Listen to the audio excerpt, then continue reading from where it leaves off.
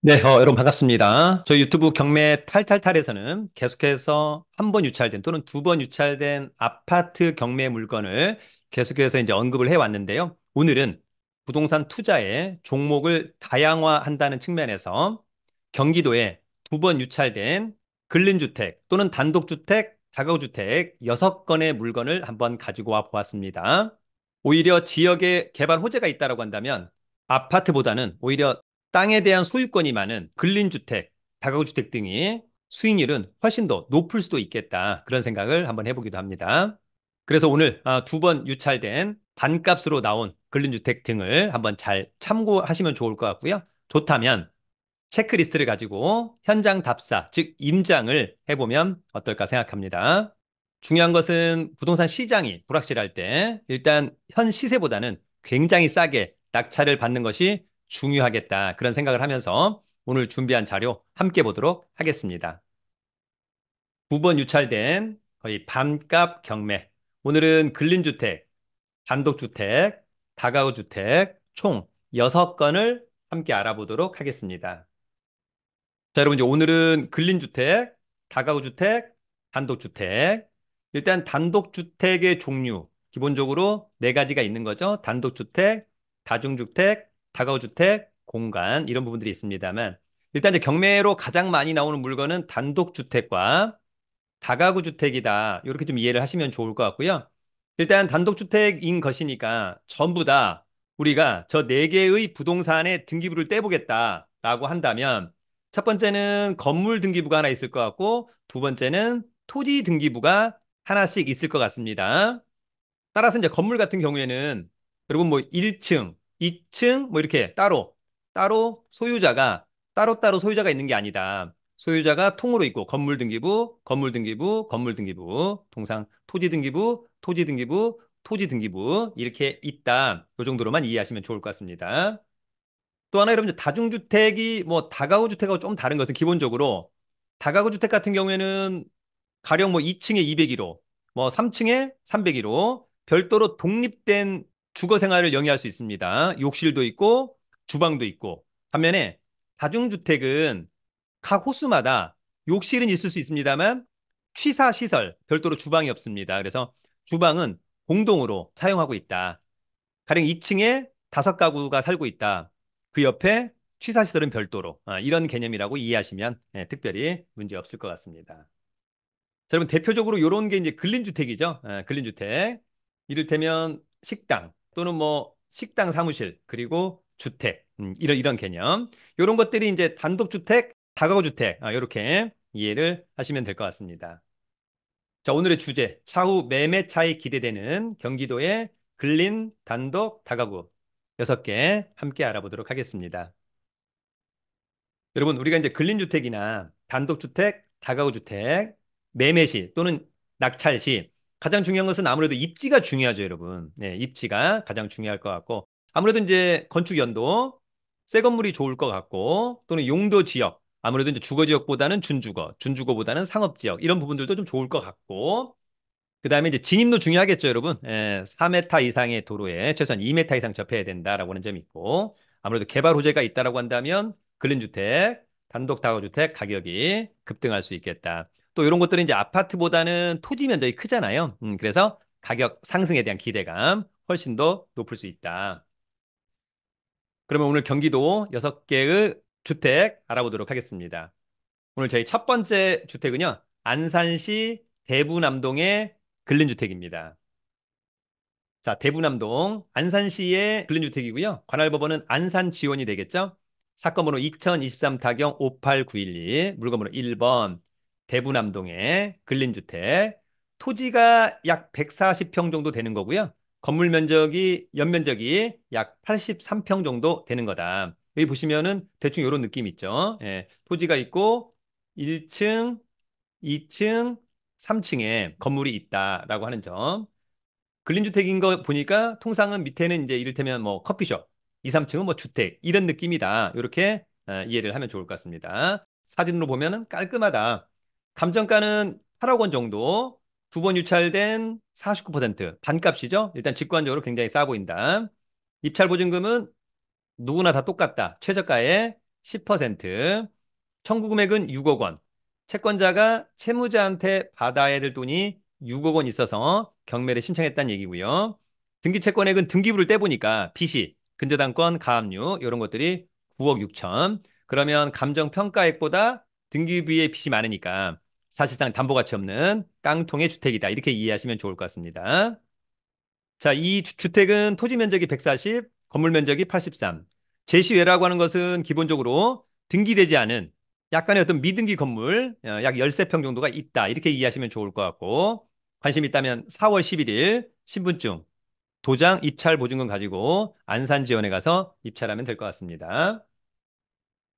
자, 이 건물은 일단 아까 외관상으로 봤었을 때는 한 10년 차 새 것이다라고 하는 점이 있고요. 요 주택의 말소기준 권리는 2016년 4월 8일자 근저당권. 낙찰자가 낙찰받고 돈 내면 모두 소멸하죠. 요거보다 전입신고들이 전부 다 느리다라고 한다면 특별히 떠안을 임차인이 없다. 자, 위치는 여러분 여기입니다. 대부도죠? 바닷가가 바로 붙어 있고요. 근처에 이제 펜션들이 상당히 많은 그런 곳들입니다. 미래가 좀 기대되지 않나 그런 생각이 들고요. 자, 권리 분석은 매각 물건 명세서죠, 여러분. 네, 이 사건 말소 기준 권리. 법원이 딱 가르쳐 줍니다. 이 사건 말소 기준 권리는 2016년 4월 8일자 근저당권. 중요한 것은 전입신고나 사업자, 미상은 의미가 없고 전입신고 늦으니까 전혀 문제가 없다라고 하는 점. 그 다음에 커멘트 문제 없고 비고란에 일괄 매각, 제시외, 창고, 보일러, 가축 및 데크 포함. 조경수는 타인 소유로 매각에서 제외. 감정 가격은 조경수로 인한 토지 이용의 일시적 제한을 감안해서 평가되었다는 감정평가 참조. 앞에 이제 나무들, 조금 비싼 나무들이 있었나 봅니다. 조경수.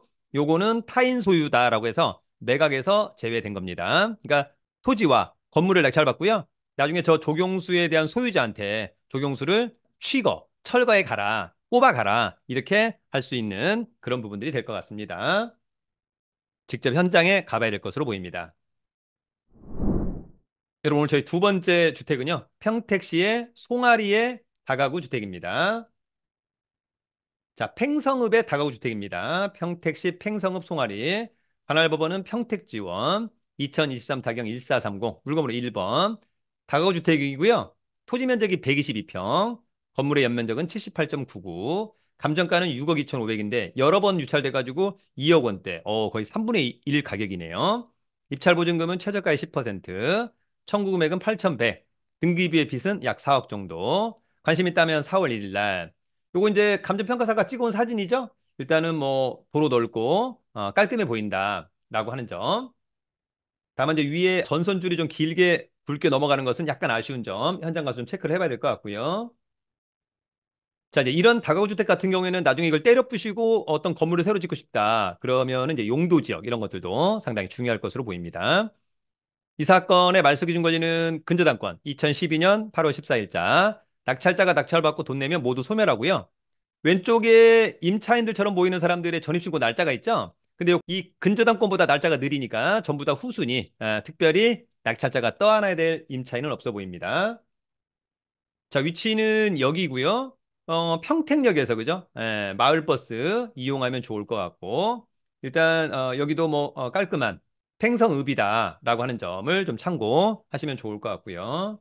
현장을 좀 가봐야 될 것으로 보이고 자, 권리 분석은 매각 물건 명세서. 이 사건 말소 기준 권리죠? 2012년 8월 14일자 근저당권. 그런데 전입신고 사업자 날짜가 다 느리다. 그러면 모두 후순위. 낙찰자가 떠안을 임차인이 없다라고 하는 점 체크하면 좋을 것 같고 왼쪽에 지상 소재 제시의 건물 약 9제곱미터 한 2.5평.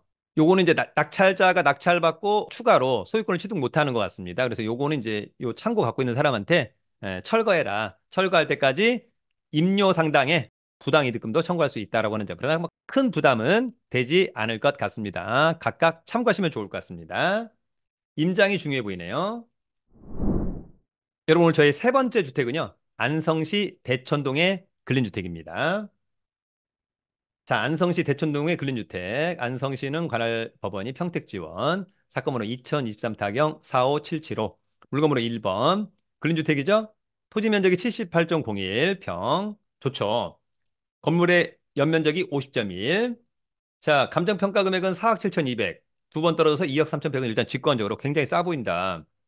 청구 금액은 2억 1,300, 등기부의 빚은 2억 6천. 지금 이제 감정평가사가 찍어온 사진입니다. 건물은 참 오래되었구나라고 하는 점. 이제 현장 가서 어떻게 할 거냐를 좀 체크해야 될 것 같고, 관심이 있다면 4월 1일 날 입찰하면 되겠죠?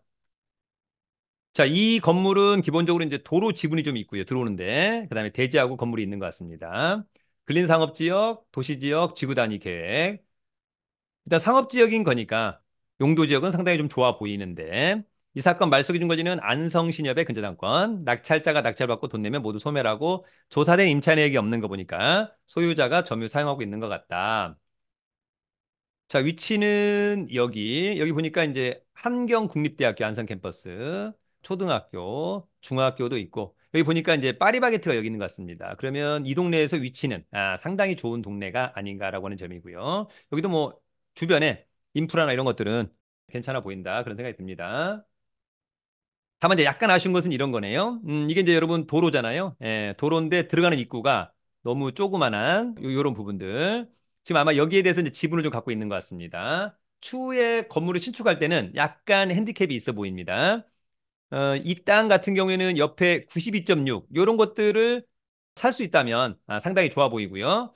종국적으로는 이를테면 뭐 95.4나 95.3 또는 95.2 요런 것 중에 하나를 매수하거나 낙찰받을 수 있다면 통으로 사용할 수 있다라고 하는 측면에서는 또 굉장히 매력적일 수 있다. 그러니까 지금의 핸디캡은 요 들어가는 입구가 너무 좁다라고 하는 점은 아쉽습니다.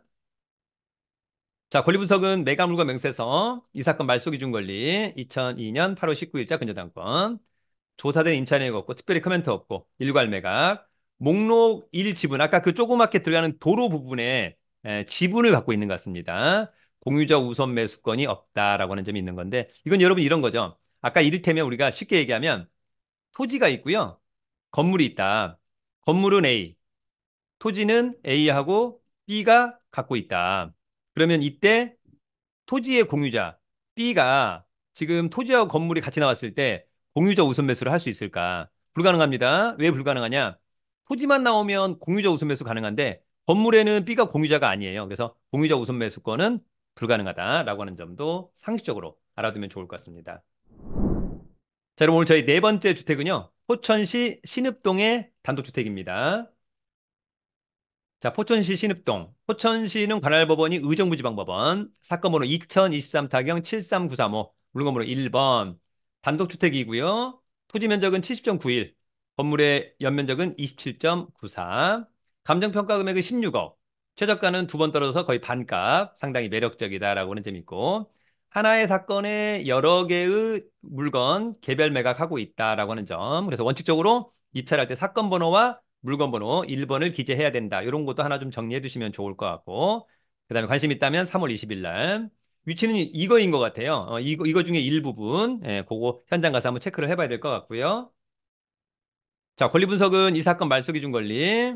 낙찰자가 낙찰받고 돈 내면 모두 소멸하고요. 지금 전입신고가 없는 것으로 보이는데 그렇다면 특별히 떠하는 임차인은 없는 것인가? 자, 위치는 여기 이제 포천시니까 포천시청 근처가 또 상당히 좋은 거잖아요, 여러분. 예, 그중에 거의 사거리의 코너 바로 옆에 있는 위치는 뭐 상당히 매력적이다. 그런 생각이 들기도 합니다. 주변이 이제 전부 다 먹자 놀자 이런 분위기네요. 자, 권리 분석은 매각물과 명세서, 이 사건 말소 기준 권리. 전입신고 날짜가 없으니까 특별히 문제는 없는 거죠, 여러분. 그다음에 여기 1단지 토지상의 의뢰 목록 외에 건물에 관하여 법정지상권 성립 여부 불분명. 아마도 토지가 이렇게 있으면 건물이 요렇게 하나 있고 그다음에 이런 것이 하나 더 있는 것 같아요. 그래서 중요한 것은 지금 경매에 나온 부분은 요거는 경매 나왔는데 요거는 이제 경매로 안 나온 요 부분. 그러나 토지 위에 있으니까 법정지상권 성립 여지 있다. 요건 나중에 이제 낙찰받고 이를테면 법정지상권이 있으면 지료받으면 되는 거고요. 없으면 철거소송 이런 것들을 하면 될 것으로 보입니다. 여기 보면 건물이 두 동이 소지하지만 하나만 아마 경매가 진행되는 것 같습니다. 왜냐하면 다른 하나는 미등기거나 이 사람의 것이 아니다라고 된 것 같습니다. 현장 가서 체크를 해야 될 것으로 보입니다. 여러분 오늘 저의 다섯 번째 주택은요. 부천시 중동의 단독주택입니다. 자, 부천시 중동의 단독주택, 부천지원. 사건 번호 2023타경 39678, 물건 번호 1번. 단독주택이고요. 토지 면적은 40.11, 건물의 연면적은 68.6. 자, 기본적으로 요 건물 같습니다, 여러분. 예, 요 건물. 감정평가 금액은 7억 6백. 두 번 떨어져서 반값 이하. 등기부의 빚은 5억 2,500. 관심이 있다면 3월 19일 날. 자, 이 건 건물은 1988년산. 예, 그래서 이제 이런 것들은 낙찰받으면 철거하고 새로 짓는 것이 어떨까 그런 생각이 들고요. 이 사건 말소기준 권리는 부평 3동 새마을 금고 2007년도 11월 5일자 근저당권. 낙찰자가 낙찰받고 돈 내면 모두 소멸하죠? 그 다음에 여기 전입신고들, 사업자 등록 날짜들이 전부 다 느려요. 네, 그러면 전부 다 후순위 낙찰자가 떠안을 것은 없어 보인다. 자, 위치는 여기죠. 입지적으로는 7호선 부천시청역, 도보로 한 15분 거리, 1호선 중동역, 걸어서 또한 15분 거리, 주변의 인프라, 초등학교, 중학교, 이런 부분들은 상당히 좋아 보인다. 현장에 한번 가보면 어떨까라고 하는 점이 있고요. 이제 아쉬운 것은 이런 도로들은 넓은데, 여기 좀 도로가 좀 좁아 보인다. 현장에 가면 어떨까? 체크하기를 기대합니다. 권리 분석은 매각물과 명세서 이 사건 말소 기준 권리 2017년 11월 5일자 근저당권 여기 전입신고 날짜들이 느리고 전혀 문제 없다라고 하는 점 이렇게 정리합니다. 그래서 현장 가서 땅값 이런 것들 좀 파악해서 적절한 가격에 입찰을 하면 될 것으로 보입니다. 여러분, 오늘 저희 마지막 여섯 번째 주택은요, 평택시 서정동의 근린주택입니다. 자, 평택시 서정동의 근린주택, 평택지원, 사건 번호 2022타경 47804, 물건 번호 1번. 근린주택이죠? 토지 면적은 57.08, 예, 건물 짓긴 딱 좋다. 건물의 연면적은 142.09, 제시에는 통상 이제 미등기 등등 35.97평이 있다라고 하는 점이 있는 거죠. 자, 1층은 상가, 2, 3층은 주택, 이런 느낌이다. 이렇게 이해를 하면 될 것 같고요. 이 사건 말소 기준 권리는 근저당권 한국양봉농협 2021년 7월 8일자. 근데 여러분 보시면은 여기 김모 씨 전입신고 빠르죠? 그다음에 남모 씨 전입신고 빠르고 김모 씨 전입신고 빠르고 근데 여기 남모 씨는 느리죠? 이런 사람이 문제 없고요. 여기 보면은 보증금 5천만 원. 근데 확정일자 빨리 받고 배당 주고 했으니까 배당을 다 받는다면 문제 없을 것 같고 이 사람은 1,700에 90만 원인데 선순위지만 월세를 계속 안 낸다라고 한다면 그 금액 차하고 떠안아야 될 것 같고 그 다음에 마지막으로 요 사람은 3,500만 원 확정일자 받고 배당 요구했기 때문에 배당을 다 받을 것으로 보여서 낙찰자로서는 특별히 떠안을 게 별로 없어 보인다. 자, 이 주택은 여러분 여기 있는 거죠? 여기가 이제 평택시 의원. 그래서 여기가 평택시청 송탄 출장소 이런 부분들이 있는 거네요. 더불어서 여기 바로 앞에 스타벅스가 있는 거 보니까 위치는 상당히 좋아 보이는 그런 부분들인데 현장 가서 한번 체크를 해 봐야 될 것으로 보입니다. 어떻게 좀 사용하는 게 좋을 것인지를 현장 가서 체크를 좀 해봐야 될 것으로 보이고 권리 분석은 매각물건 명세서 이 사건 말소 기준 권리 2021년 7월 8일자 근저당권 근데 빠르고 선순위, 남모 씨만 후순위, 특별히 문제 없고요. 그러나 3,500, 5,000, 1,700인데 확정일자 빨리 받고 배당 요구 종기일까지 했다라고 한다면 배당을 다 받을 것으로 보여서 낙찰자가 떠안을 금액은 얼마 없거나 아예 없거나 이런 부분들이 될 것으로 보입니다. 요것은 이제 현장 가서 직접 좀 체크를 해보면 좋을 것 같습니다. 중개사무소 한 두세 군데 들러서 현재 토지 가격, 그 다음에 어떤 것을 좀 하면 좋을 것인가 이런 부분들에 대한 문의하시면 좋을 것 같습니다.